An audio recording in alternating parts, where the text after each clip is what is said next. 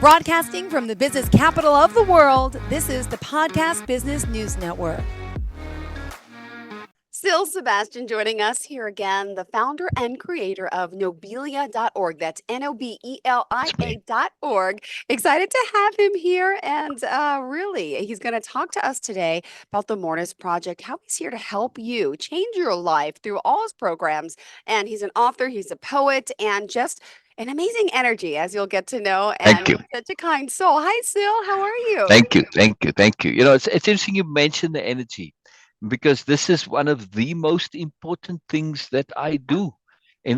For instance, way of impeccability. That's what it's all about. Impeccability, as I define it here at its core. I mean, I have other definitions of it, which maybe I'll share that in a moment.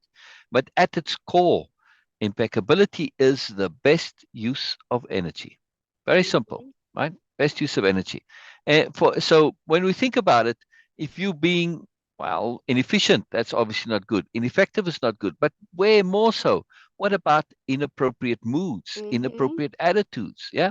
If jealousy, how much Oh. energy doesn't jealousy take, for instance, right? Sucks your energy like crazy. Mhm. Envy, same thing. Envy, jealousy, same thing, right? You always being bothered or Yeah. resentment or regret. These are like programs running on your computer, slowing it down, right? Very same logic, very Yeah. same logic. So it's very helpful to understand this. And now, when you start to pay attention, hey, where am I using my energy? What am I doing with my energy? Am I using my energy in an appropriate manner? Is it effective? Am I spending energy or am I investing energy? Yeah. Huh? Wow. Mhm. Okay. See, that changes it. That changes it quite profoundly. Aw. It's a big deal, in other words, energy and energy management. It's one of those core conceptions that's in the Dictionary of Power for any participant of Way of Impeccability. But you can make your own Dictionary of Power. You don't have to be in Way of Impeccability to do it. I was making a list last night of all the books that I've already written that I'm going to be publishing. It came out to a long Amazing. list, or that I want to publish soon, and I came to about 25 books actually. So it's quite a lot. Oh my Yeah, I've gosh. published two. I'm about to publish another two more. But yeah, I've got so many that are already written. I spent a great deal of time um, at one point doing a lot of writing, knowing I'll publish later. So now starting to get to that time to publish. Oh I my want to goodness. share a bit more about impeccability, but I don't know what happened to it. No, it That's okay. disappeared.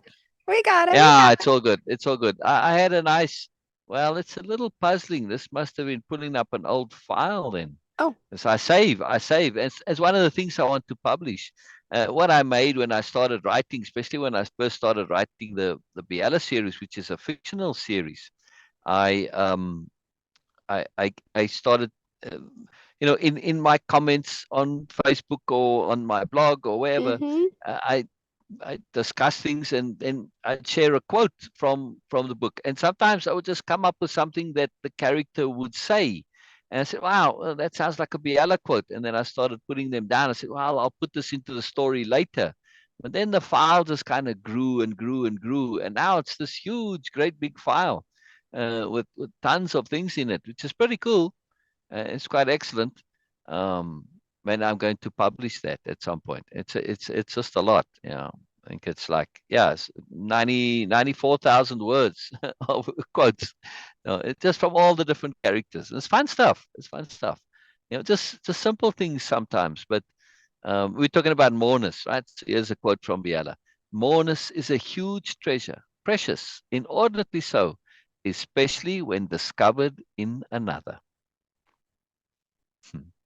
It has that little twist, you It see. does. Uh, yeah, and that's the thing. So part of Way of Impeccability, we'll jump ahead a little bit because we're going through it, but there is a session on self-quoting.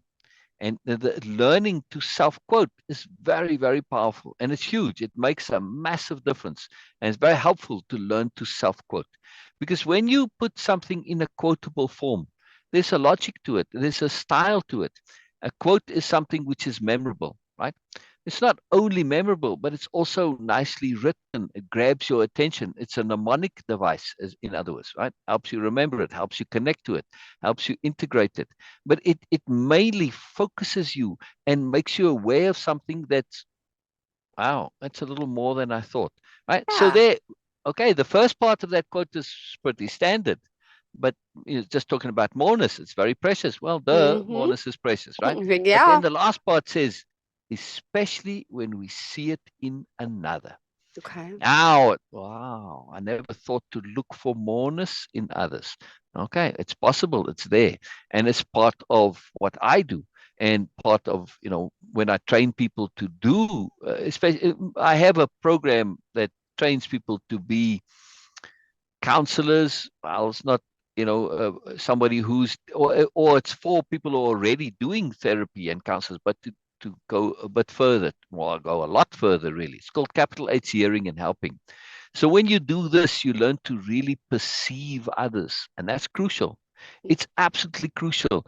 You want to really see past the surface, Yeah. past how they are behaving, and see right inside there, and see that moreness, and connect to that moreness, and not only see it and connect to it, but be able to create space for it. So a big part of that is capital H hearing, which is, it's obviously past just hearing the words, right? It's making sure that the other person feels heard, not is heard, Okay. feels heard. A big Okay. difference, right?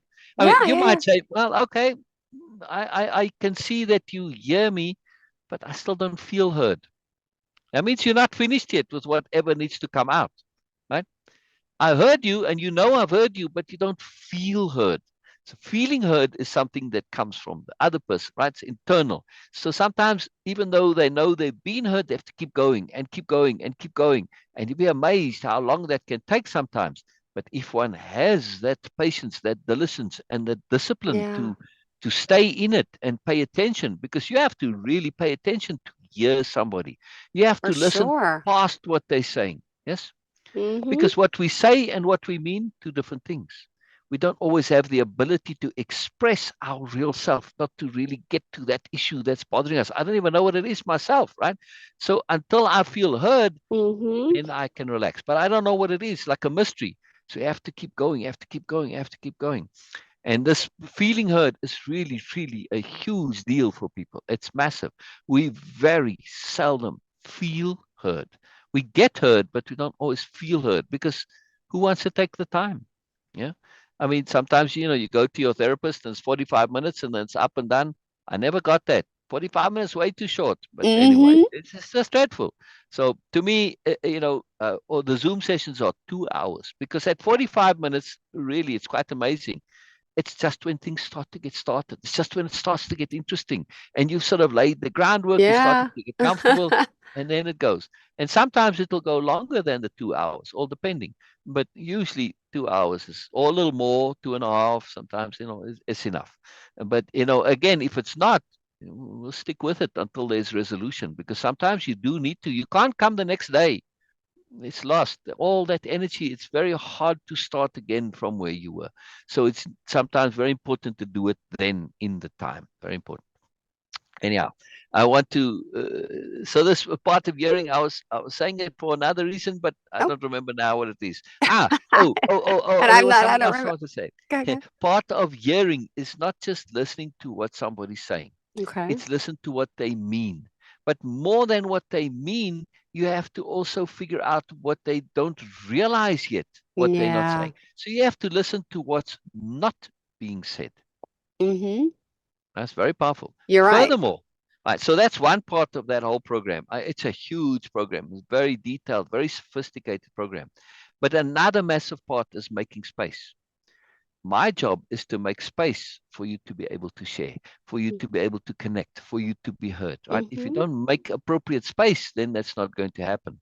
So in that space, you're making a space to say, yeah, you can share anything. Yeah, you can talk about anything. Yeah, you can be wrong. Yeah, you can be stupid. That's very hard for a lot of people, and they feel they never get to say things which they want to say. Yeah, you can share about your shame, your guilt, whatever, but also, yeah, you can share about your mourners. I ask the participants, it's like one of the tasks is to brag about yourself. deliberately, right? So Mhm. we as good people, if you got some humility and modesty, it's very difficult to brag about stuff. Now you deal with celebrities; they know how to say positive things about themselves, right? They know how Yeah. to brag about themselves in a positive way. It's a skill, and they know how to do it, and you can see it and recognize it. But for most people, well, it's very difficult to do that. So, but when it's a task and an exercise, okay, now you kind of have to do it. So not have to, but there's a leverage that helps you, and it's very powerful. So I asked a specific question. Well, I'll ask you, Jill. Sure. It's tested on Jill. Jill can be the guinea pig. Yes, Go yes, for it. yes. Go for it. Right. So share something that you feel is exceptional, extraordinary, wonderful about you, but that's not obvious and that maybe others don't really see, and maybe you can't prove it, but you feel is legitimate and true about you. What I feel? Yes. I feel All right. what's Well, hang Oh, on. I don't know if you were Let's asking me or we were just talking about, wow, now you got me thinking. Go Yeah, ahead. yeah. Yeah. So I'll give you I an have to say. example. I'll go first. I'll go first. Then you can see what I mean, right? So I'll go first. So I feel my understanding of psychology and me as a psychologist, somebody who creates psychology, Mhm. I feel that my understanding and usage of psychology is world class. I have no way to prove that. I have no way to demonstrate that, but I feel this. This is just my internal understanding. And I had this idea for a long time, and of course I do pay attention and I do see, but again, it's a personal feeling. I just feel that that is so. Well, that's something I don't ever say, but in this exercise, all right, now I'm saying it. Yeah, you feel a bit awkward saying it, but hey, it's something that you privately feel. I don't Yeah. really have anything to. I mean, how do you justify something like that? You can't really, right? But again, if you want to say something positive about yourself, kind of bragging about yourself in a way that you feel is legitimate, though, that would be, at least for me, that would be something. So to see what I mean by the example here of saying something that, well, you personally feel is positive about you, but not something that you typically would share because it can't be justified Mhm. necessarily. So how about you? What can you brag about yourself that's something that is not obvious for people? It's not obvious, brag. I'm a great mom, but I also think that's obvious. I feel Yeah, I just love life. But I think it shows. yeah, I love, I'm here, I'm breathing, I'm having a good day. Every day is a good day, even if it's a bad day. yeah, I'm alive. yeah, I'm just so thankful and grateful to be alive because I feel like yeah, you never know yeah, what's my last. But I think it exuberates in me, but I yes. really value each and every day to try to do the most, to try to live happy, There you yeah, go. There I you do. go. Moreness, Moreness, Moreness. Moreness. Yes, Yes, that's yes. the word I'm looking That's for. that's Thank you. Moreness culture. Is that Thank you. I would say if I were to brag on your behalf, I would say something not obvious about Jill, maybe that people don't see. But I feel this, my intuitive feeling. Don't know you all that well just from our podcasts, but Yeah, I would yeah. say you're extraordinarily kind. I am. I am. Thank See? you. I really am. Yeah, yeah, Like, yeah. yeah. See, but it's not something that's maybe No, obvious. no. It Mm-mm. doesn't always come out because when we are genuinely kind, especially Yeah. if we are extraordinarily kind, it's not always you're doing it and people don't even know, right? They Hmm. don't even realize that you're doing this out of kindness. I wrote a whole book as an act of kindness, profound kindness, and just how it came out, right? And just at the time it was necessary. So we don't always do things because there's some payoff or value, or you're not doing it for recognition, because then, well, it's not Yeah. kindness, then it becomes something else, right? So you can't have that, and it's something that's difficult to say about oneself sometimes, but we do need to learn to do this. There's no reason we cannot No. acknowledge our positive qualities, to say, yes, I am kind, I am extraordinarily kind. I don't do it to get ego recognition, is just a fact. And when we learn to acknowledge our facts of positivity, in other words, to acknowledge our moreness, it's a I huge love it. Our shift for most moreness. people. Yep. Hmm. It's huge. And this is moreness culture, because moreness culture is not about ego. It's not about hierarchy. No. It's not about dominance. It's not about competition. It's not about attention. It's not about approval. Yeah. None of those things. Why do I do it? Because I want to do it. I like doing it. Gives me joy. Yeah, that's it. End of story. Genuine. But Yeah. exactly, I'm being genuine. Exactly, exactly. And it's interesting that you use the word genuine rather than authentic. Oh, There's nothing wrong with the word authentic, except okay. I try not to use it, even though it's an A word. I prefer genuine. Why? Because authentic has got so much baggage when you see it on the internet. Everybody's saying authentic here, left, and right. And they say it for the wrong reasons and they're using it for the wrong reasons. And it's become kind of a hype word. And so I try to avoid them when it has that baggage, because that when people are pushing it and they're using it for attention and for the, ego and for inappropriate reasons, it gets that negative connotation to it. No, I don't want anything to do with that. And then we don't want to use it. So it's amazing internally how we attach these connotations, connections, and associations to words, to terms, to concepts. And if it doesn't really sit right with you, then don't use it, because then you're not going to really use it. So it's very important on word usage like that. Now, of course, you can override that and say, I don't care how they're using it, I'm using it appropriately. But still, it's very interesting to me. It's like appreciation and gratitude. Gratitude is also one that's a bit overused. And there's actually a difference technically about, more technically, but if you really think about Okay. appreciation and gratitude, if I'm appreciate something, I'm not connected to it. I'm just appreciating it. But when I'm grateful to something. Yes, or grateful for something. Four. There's a Yeah. relationship, right? Mhm. But if I'm appreciating something, I can do it and be miles away. I have no connection to it, no interaction with it. I can still appreciate it, right? But grateful has that implication that I've received something and now I'm giving the gratitude back. Yes. So in Yeah. other words, it's somewhat reciprocal. It's a little bit of a contract involved. And that doesn't sit right with me. I love to appreciate things. I appreciate everything, like you. The moreness of life. There's so much wonder.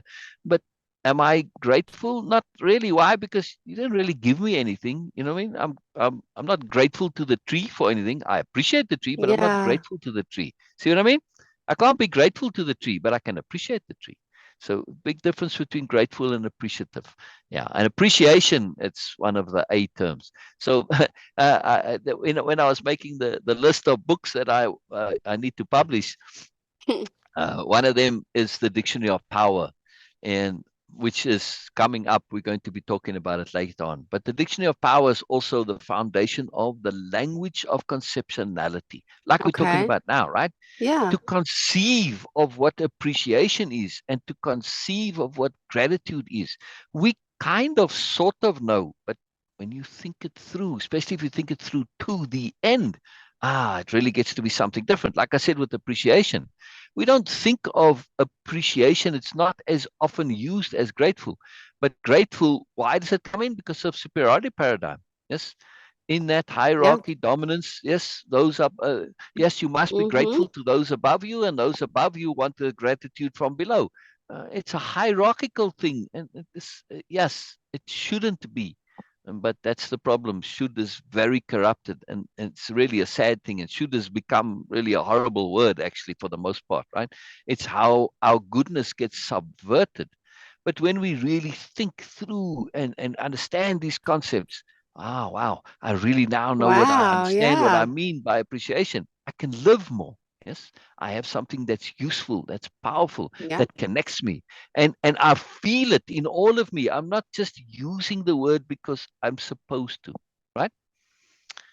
So when we unhook from should and supposed to and must be, it's profound. It's profound. It's revolutionary. So that's probably the next book I'm going to publish after the Ask Biella books. It's called 50 Ways to Be Wow. Smarter Using Opposite. And that Uh-huh. and that's one of the ways to be smarter using just simply take should. And whenever you use should, just go to the opposite of that. And more or less, right? Now this opposite doesn't mean exactly opposite. It's Yeah. like what's the opposite of green? Well, it can be any color, Yeah. I'm right? like, I So don't even know. That's a good question. right. I mean, I think technically, if you go Yeah. to color wheels and all that, then you can say this technically, but yeah, in reality, it doesn't matter. Any color is different, but you're just going away from the green spectrum, which I guess you can have some blues involved or whatever. You go and then you more or less move sides. So this is part of the philosophy of opposite, which says you go to it's like you're going to an opposite planet and then you move laterally from there. Now you get a nice view of things, you get a nice perspective, and now you're in a whole different space. Now your options are profoundly different. So this is how you can be smarter using opposite. And when we apply it to should, whenever you hear this word should and you say, well, what should I do? Let me just go to the opposite and then kind of move sideways from there and see if I find. You'll be amazed. You'll be amazed. You'll be amazed at how powerful this is. Unhooking from should is one of the most powerful things we can do, because not that all the shoulds are negative in themselves necessarily, no, but we do things without thinking simply because there's a should involved. Yeah, I get it. Makes sense. I mean, where's your choice? In Yeah. other words, am I a robot just going along? Should whatever. Right? I lose my individuality. And now you may say, well, I want my kids to be listening to me. And when I say you should do this, but wouldn't you prefer them rather to kind of really think about it, think it through to the end, and then decide? Yeah. Yeah. Remind us, Sil, how we contact you, by the way. We are just tuning in. Sil Sebastian, tell us who you are, what you do, how we contact you, and then we'll continue. Yeah, nobelia.org/connect. Very easy. Yeah. Perfect. Yeah, very easy, very easy. And we're happy to take call-ins. I mean, if you open the lines and put a phone number, I'm always happy to hear. Okay, so, hold on. Lines are open. 631-307-4010. 631-307-4010. Obviously, if you have any questions. Brilliant. Give us a call. Yes. Thank you, we do like questions, comments, anything. They mean a lot, and I take them very seriously, and I love questions. All right, so when we get back to this conceptuality and opposite, it's astonishing when we start to look at it. You can almost take most of our culture and just turn it upside down. Like, for instance, take superiority. What's the opposite of superiority? It's not inferiority. See, you don't want to have that. Moreness. Wow, that's very opposite too. See, but it's opposite, but not the diametrical opposite. Yeah. So when we understand, it's more about difference, alternative. Wow. So moreness culture really shifts things. And also, moreness culture, right? There's one profound difference that's very simple, and it's to shift from ambition to aspiration. Okay. We taught, when I grew up, my parents were all into ambition. To have ambition was like the number one thing that they sought in their children as a positive quality. Be ambitious, right? They thought this was like the be all and end all of everything. Yeah. Now we grow up in the superiority paradigm. Yes, ambition, you must be ambitious. But what does that mean? That means getting status, getting fame, etc. Right? Maybe wealth, but mainly it was about your image, how you look, your appearance, all this. Does it necessarily make me happy? No, does not necessarily make me happy. I can show you a list of successful people. They think that when they get there, right? What is midlife crisis? Burnout. That's when people realize, oh, you know what? I've got a good income. I've got a good house. The children are grown up. They've gone through college. But now what? Now my life is spiritually empty. Yeah. Exactly. Yeah. See? Oh, I don't know. I'm worried about that when the kids leave, but I'm like, I think I'm going to enjoy that time alone. Yeah. Well, if you're already focused on moreness, then you're looking for, it's already in your life. Just this idea, this one simple concept of moreness will automatically lead you to that more, right? Whatever it is. I mean, yes, you may get to a stage, okay, I can now do the activities, my hobbies, but hobbies don't necessarily include moreness. They don't necessarily nurture your spirit or your soul, right? So moreness is going even past and beyond that, right? It's depth, there's real value in there. But of course, we can find value out of anything, but it's to have that mindset, that attitude. If you already have that, you're getting there. And beside which, when you understand that the sublime is in the mundane, what did you just say, so? I said, yeah, the sublime is in the mundane. It's just a perspective shift away. That's all. It's going to shift your perspective, right? This is moreness culture again. It is, those two profound conceptions of one, thinking things through, to the end. It's always written in all caps. The to the end, you got to shout it. And then the other one is perspective shifting to multiple perspectives. When you start doing this, to see the sublime in the mundane, you're practicing perspective shifting, this Yeah. ability to perspective shift, right? And especially if you look at things from multiple perspectives, we are so geared towards finding an answer. What's the answer? Why is there just the assumption that there's one answer to questions? Why? You want to do something for your kids, Joe? Yes. Right? Whenever you ask them a question, say, but you need to give me multiple different answers that all could possibly be apply. Right? Okay. Don't just give Yeah. me one answer, only hear multiple answers. Yeah. But we taught this in school also. It's a bad habit. The teacher asks a question and the first hand goes up. Yes, Hermione. Right? We're all trying to be Hermione, right? We're the first one to answer the question always. Yeah. But the teacher was, yes, Hermione, you may have the answer, but you got one. I want to hear from thoughtful Ron back there who's thinking, yeah, but okay, it could be this, it could be that, it could be this.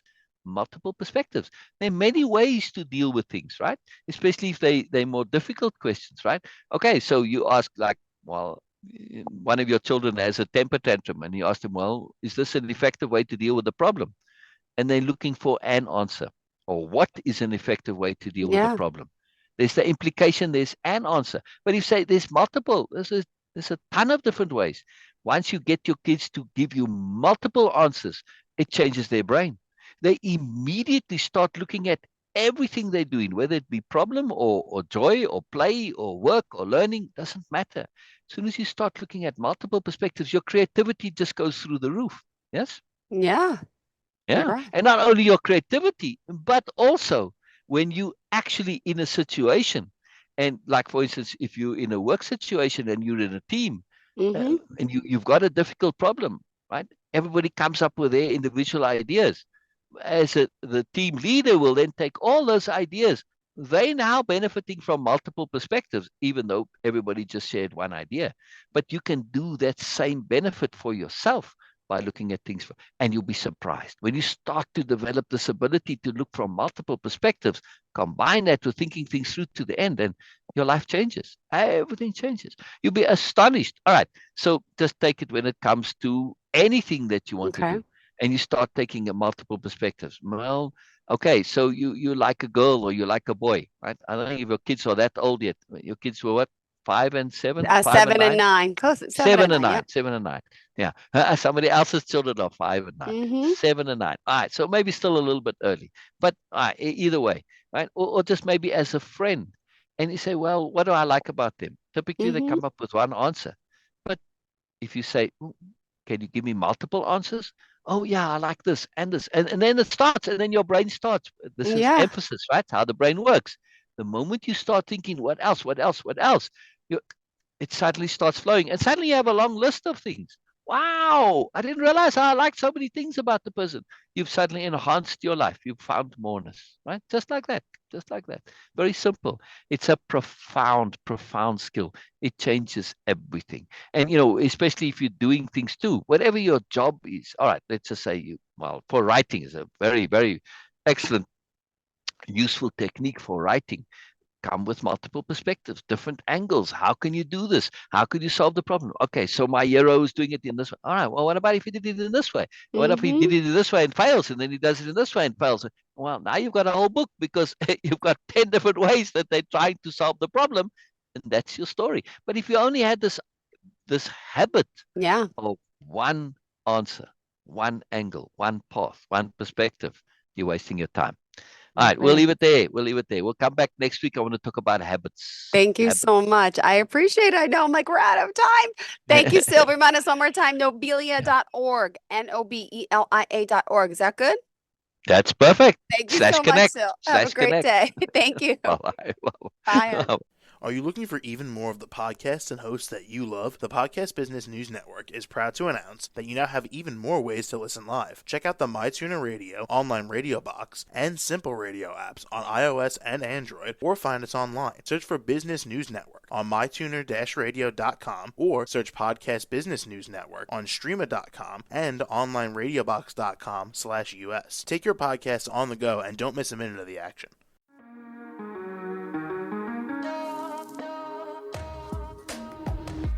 Broadcasting from the business capital of the world, this is the Podcast Business News Network. For nearly 2,000 severely injured veterans, everyday life has become filled with barriers. Day-to-day simple tasks can become pretty daunting. I have to carry my chair up 2 flights of steps or have somebody do it for me. What scares me the most is just the falling. When I'm struggling with my house, I think, to have that one great barrier just knocked down, it's crucial. Home for Our Troops is a wonderful nonprofit that builds a mortgage-free, fully adaptive, handicap-accessible house. And there's no catch. It'll be our very first home that we've ever owned. This is a game changer. This is where your life begins again. We need you to join us in completing this important mission. Please visit hfotusa.org and help build homes and rebuild lives. Because of you, everything's going to be okay.